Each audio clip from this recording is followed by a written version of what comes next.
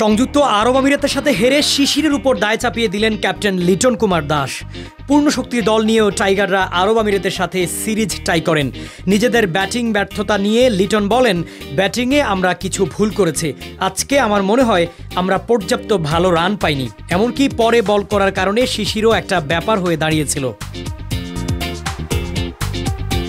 আরব আমিরাতের সাথে সিরিজ নির্ধারণী ম্যাচ বা অঘোষিত ফাইনাল ম্যাচে আমিরাতের বোলারদের সামনে দাঁড়াতেই পারেনি লিটন শামীমরা।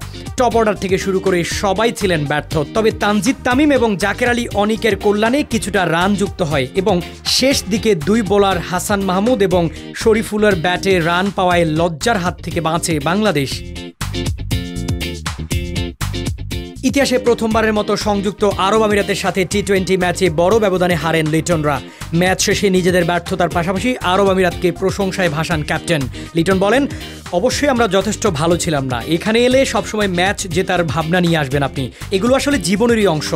যখন আপনি ক্রিকেট খেলবেন, মাঝে মধ্যে প্রতিপক্ষ অনেক ভালো খেলবে, ফলে তাদেরকেও কৃতিত্ব দিতে হবে। টাইগারদের এমন ব্যাটিং ব্যর্থতায় হতাশ সবাই। পূর্ণাঙ্গ শক্তির দল নিয়ে আরব আমিরাতের সাথে হার যেন মেনে নিতেই কষ্ট হচ্ছে সবার। তবে লিটন হৃদয়রা আবার দ্রুত ফিরে আসবেন, পাকিস্তান সিরিজে আবার ভালোভাবে কামব্যাক করবেন, এমনটাই তো প্রত্যাশা ক্রিকেট প্রেমীদের।